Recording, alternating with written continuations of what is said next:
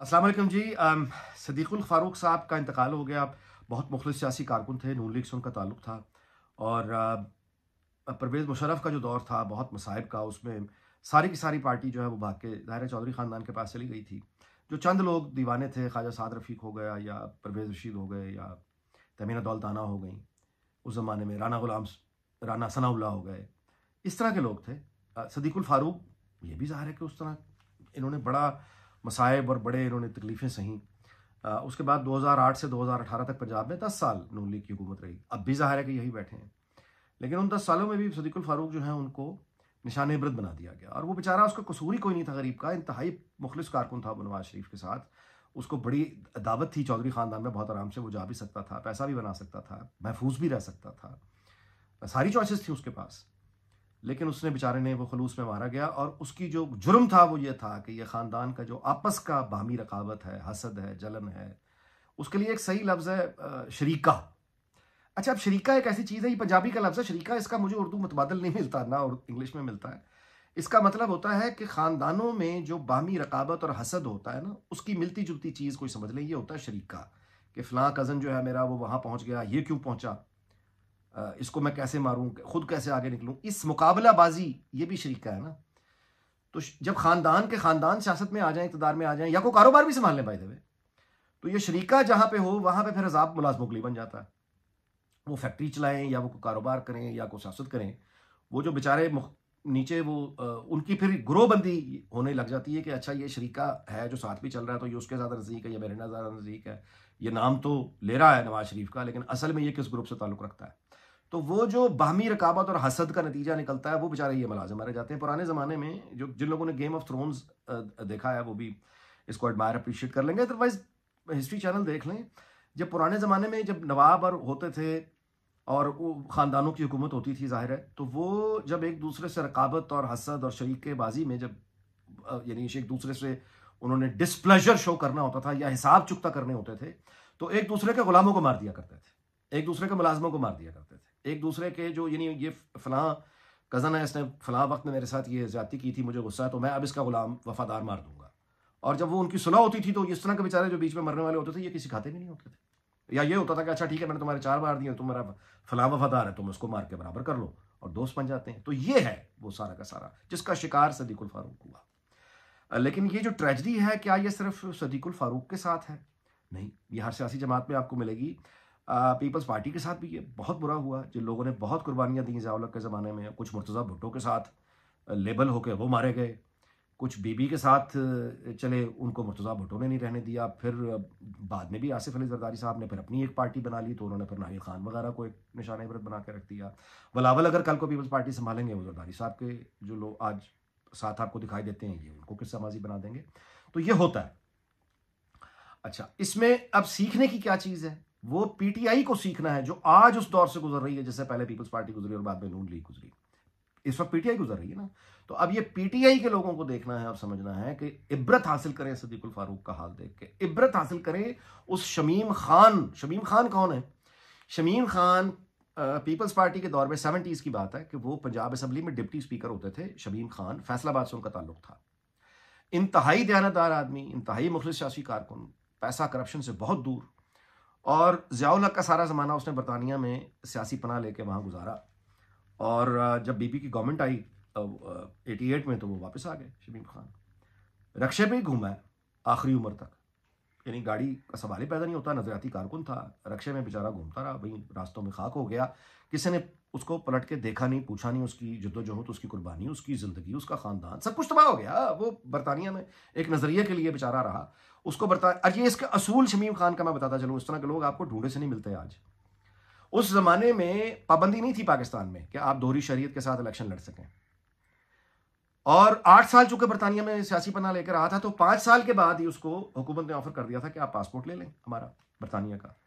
उस बंदे ने इनकार कर दिया कि जी मैं आपकी शरीयत नहीं लूंगा, और उसकी वजह यह है कि चूंकि मैंने पाकिस्तान वापस जाना है और मैंने अपने हल्के फैसलाबाद से इलेक्शन लड़ना है, तो यह अखलाकी तौर पर गलत बात है कि मैं आपसे वफादारी का हल्फ उठा लूँ और पाकिस्तान वापस जाके फैसलाबाद में फिर मैं अपने लोगों की लड़ाई कैसे लड़ूंगा। मैं आपसे झूठ नहीं बोल सकता, या उनसे नहीं, मतलब मैं ये नहीं करूंगा। नहीं किया उसने, शमीम खान ने कहा। आज कितने लोग हैं इस तरह के लेकिन फिर उन लोगों का हमने हाल क्या किया, मैंने बता दिया, रक्षे पे घूमता घूमता फारिग हो गया। असलम गुरदासपुरी बहुत पढ़े लिखे, बहुत यानी शायर, यानी आप अंदाजा लगाएं कि एमपीए और अदीब शायर इंतहाई, यानी जिनका यह शेर बहुत मशहूर है कि जिंदगी इतनी भी गनीमत नहीं कि जिसके लिए अहदे कर्म ज़र्फ की हर बात गवारा कर लें। ये बड़ा मशहूर शेर हुआ था, ये एक एमपीए ने। अब आज सोच सकते हैं आज कोई एमपीए शायरी कर रहा है या कोई एमपीए जो है वो अदीब है या कोई यानी निखरावा आदमी, सवाल ही पैदा नहीं होता। क्योंकि जब आप ज़बरदस्ती की हुकूमतें लाते हैं, अपने नौकरजाती लाते हैं, असम्बलियों को भरते हैं, जो 1985 में हो गया, तो उसके बाद वो सारी की सारी पढ़ी लिखी लौटी चली गई। अब हमारे नसीबों में ये सब कुछ है। एनीवे, तो ये जो लोग हैं, वो शमीम खान हों, वो सदीकुल फारूक हों, पीटीआई के लिए इसमें सीखने देखने की बात यह है कि वो आज इस जद्दोजहद से गुजर रहे हैं। देखिए, जो भी नौजवान इस वक्त पाकिस्तान का भला चाहता है, जो भी फर्द पाकिस्तान का भला चाहता है, मैं आपको दयानतदारी से बता रहा हूँ, एक दूध बेचने वाला अगर खालिस दूध बेचेगा, वो मुल्क और कौम की खिदमत कर रहा है भाई।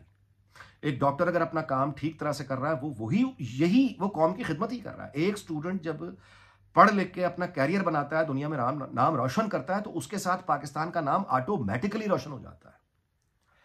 कारोबारी आदमी जब यानी एक नाजायज मुनाफे की तरफ, लूट मार की तरफ ना जाए और जायज मुनाफे पे कनात कर ले, तो यही मुल्क कौम की खिदमत है। एक प्रोफेसर अपनी दयानतदारी से क्लास पढ़ाता है, स्कूल में दयानतदारी से टीचर पढ़ाती है, अपने बच्चों को इल्म मुंतकिल कर रही है, वो कौम की खिदमत कर रही है। इससे ज्यादा खिदमत और कोई नर्स काम कर रही है? सब कौम की खिदमत है। बजाय ये कि आप ये सारा कुछ छोड़ के एक ख्वाब के पीछे सड़कों पे उतरें और गोलियां चलाएं और लाठियां और फसाद और ये करते रहें और सोचें ये कि मैं मुल्क की तामीर में हिस्सा ले रहा हूं और उसके बाद मेरी पार्टी इक़्तिदार में आके मुझे बड़ा पूछेगी। कोई नहीं पूछता, कोई नहीं पूछा करता। यानी नून लीग के अब आप जितने लोग हैं यहां, आप इनसे जिन लोगों ने मारे खाई, जलीलो खार हो गए, उनको निशान इबरत बना दिया। सब शरीकाबाजी में मारे गए। कोई उस ग्रुप में है फैमिली के, कोई उस ग्रुप में है फैमिली के, वो उसको छोड़ने को तैयार नहीं है, वो उसको माफी देने को तैयार नहीं है। नतीजा यह है कि बेड़ा गर्क हो गया। मारा वो गया जो लड़ता रहा पीटीआई के दौर में। आप इसहाक डार साहब देखना, मेरिट किस चीज का नाम है? नून लीग के नजदीक मेरिट क्या है? पीटीआई के नजदीक मेरिट क्या है? उस्मान बुजदार फराग होगी, अलीमीन गंडापुर। नून लीग के नजदीक मेरिट क्या है? ये एमपीए साहिबा देख लीजिए, इनका ये बयान है। ये मेरिट है जिसको वो मेरिट कहते हैं कि आपने हर गैर अखलाकी बात करनी है, गैर असूली बात करनी है, बेशर्मी से करनी है, बेहूदगी से करनी है, डटाई से करनी है, झूठी गवाही देनी है, रिकॉर्ड पर देनी है, लोगों के सामने देनी है, झूठी गवाही, झूठ बोलना है। यह है मेरिट।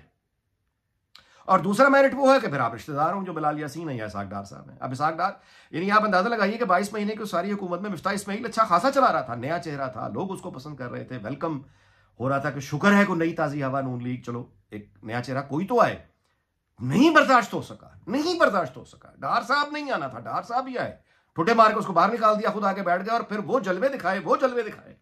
बेड़ा गर्क हो गया। महंगाई, इतनी महंगाई, इतनी महंगाई, इतनी महंगाई, 2008 में आके उड़ गया सारी की सारी पार्टी। लेकिन डार साहब को कोई हाथ नहीं लगा सकता क्योंकि वो रिश्तेदार है।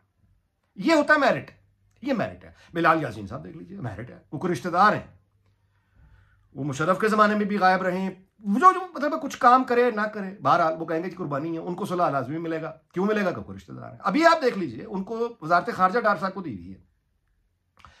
पाकिस्तान कभी सफारती तौर पर इतना हुआ ही नहीं जलील के चीन जूते मार रहा है आके, चीन जैसा दोस्त। ये महारत है इसहाक डार साहब की। बतौर वज़ीर खारजा, नायब वज़ीर आज़म, उन्होंने चाइनीज एम्बेसडर को पब्लिकली ह्यूमिलिएट कर दिया, इंसल्ट कर दिया कि इसकी तो हैसियत ही कुछ नहीं है। जो मैं बात कर रहा हूं, मेरी तो उसके बड़ों से बात हुई थी। उस चीनी वजीर ने वहां उसी कॉन्फ्रेंस में इस्लामाबाद में जो हुई थी, पाक चाइना इंस्टीट्यूट, उस चीनी एम्बेसडर ने राइट ऑफ रिप्लाई लेके उसने अपनी बात दोबारा दोहराई और उसने कहा जो मैं कह रहा हूं, मैं कोई यानी ये मुझे आप क्या अपने मजावर समझा हुआ है?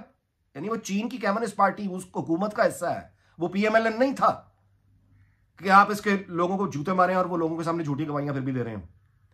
वो चीन का उस सफीर था, उसने प्रोटेस्ट किया। अगले दिन फॉरेन ऑफिस ने स्टेटमेंट जारी कर दी कि चीनी सफीर को तो पता ही कुछ नहीं। इस तरह इससे मिलता जुलता कि वो जो डार साहब ने बात की थी वो ठीक थी। मेरा चीन इस वक्त पाकिस्तान से सहाफियों को बुला बुलाकर उनको ब्रीफ कर रहा है बराह रास्त कि हमारे ये गिले हैं, ये शिकवे हैं, ये गिले हैं, ये शिकवे हैं। ऑफिशियल टू ऑफिशियल कॉन्टैक्ट वो थक चुके हैं कह कह के। अब वो पाकिस्तान के सहाफियों को बुला के सीधा कह रहे हैं कि ये हमारे शिकवे हैं, ये हमारी शिकायतें हैं, ये हमारे गिले हैं, इनको जाके छापो भी और बताओ भी, पाकिस्तानी कौम को बताओ कि तुम्हारे मुल्क में हमारे साथ क्या कर रहा है। ये है वजारत खारजा डार साहब की। लेकिन उन्हें कोई हाथ नहीं लगा सकता, रिश्तेदार, उनको यही मेरिट है। तो ये पीटीआई वालों को देखना है, आप बिल्कुल जुदोजहद करें, अपनी सियासी नज़रिए के लिए करते रहें, लेकिन फसाद करना, झूठ बोलना, बसें जलानी, रास्ते रोकना, सरकारी अमलाक हों या ज़ाती अमलाक हों, लोगों की गाड़ियां तोड़नी, उनकी मोटरसाइकिलें मतलब है तोड़नी, जलाना, और इस तरह के फसाद करके अगर आप इसलिए कर रहे हैं कि इमरान खान कल को या पीटीआई कल को इक़्तिदार में आके कोई आपका कोई मुस्तकबिल हो जाएगा, तो बिल्कुल दूर दूर तक मुस्तकबिल फिर उस्मान बुज़दार का बनेगा, फ़राग गोगी का बनेगा, अली मीन गंडापुर का बनेगा या महमूद खान का बनेगा। ये सियासी कारकुन को बात याद रखनी चाहिए। मैं भी लोग इस बात पर ख़त्म कर रहा हूँ कि खुदारा इंसान इंसान होते हैं, उनको इंसान रहने दें, देवता मत समझा करें। ये देवता नहीं है। मैं ये खुद जुर्म कर चुका हूँ। मैं एतराफ़ करता हूँ, मुझे बारिश अच्छी लगती है, मुझे गीत अच्छे लगते हैं, मुझे शायरी अच्छी लगती है, मुझे अदब अच्छा लगता है, मुझे ख्वाब देखना अच्छा लगता है। मैं भी इंसानों में वो तलाश करता हूँ कि शायद ये है जो ख्वाब पूरा कर देगा। मैंने भी मरीम नवाज को बहुत सपोर्ट किया। मुझे ऐसा लगा कि ये वो जवाब है जो एक पॉपुलैरिटी के साथ, करिश्मे के साथ सेंस और लॉजिक को बढ़ाएगा। ये तामीर तरक्की की बुनियाद रख सकती हैं। इनके अंदर मुमकिन है कि वो कैपेसिटी हो कि ये आके एक नयापन सियासत में लेके आए। मैं गलत हो गया, इंसानों के अंदाजे गलत हो जाते हैं। तो अब इसका क्या मतलब है? जिंदगी तो नहीं रुकती ना, आप आगे चलते रहते हैं, सीखते हैं और आगे चल पड़ते हैं। ना मेरे ख्वाब टूटे हैं, ना मेरी ख्वाहिश खत्म हुई है, ना मुझे बारिश से नफरत हुई है, ना ख्वाब से नफरत हुई है, ना शायरी से, ना मैं वैसा का वैसा ही आदमी हूँ। हाँ, ये जरूर है कि अब मैंने उम्मीदें, अब मैं किसी और की तलाश, कोई ऐसा आपकी तरह मिलके मैं उस लीडर की तलाश में हूं जो अवाम से हो। जब तक जिंदा हूं ये ख्वाहिश रखूंगा, आप भी रखेंगे कि अवाम से कोई अरबपति कभी भी मिडिल क्लास का, लोअर मिडिल क्लास का, गरीब का नुमाइंदा नहीं हो सकता। साबित हो गया।